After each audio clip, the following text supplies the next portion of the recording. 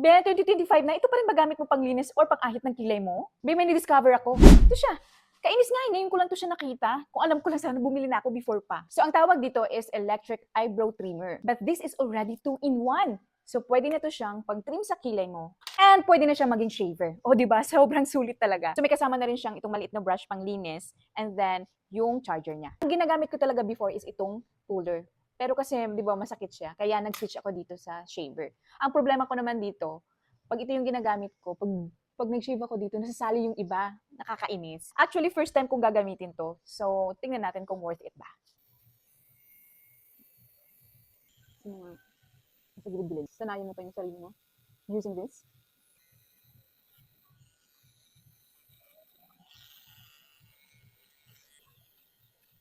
And yan, so okay na. Diba? Sobrang dali lang talaga niya gamitin.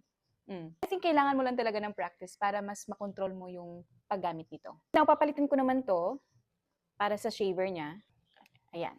Itatry ko siya sa legs ko kasi hindi ko kayang ipakita yung kilikili ko. So, ayan, nakikita nyo na yung mga buhok dyan. Kasi ako talaga nagsishave ako ng legs ko.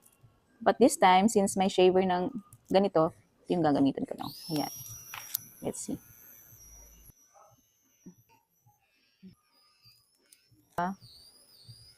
Wala na. Wala nang buhok. Diba? Painless talaga and very convenient pag gamitin. Alright. Kung ano pang hinihintay mo, bibili ka na nito.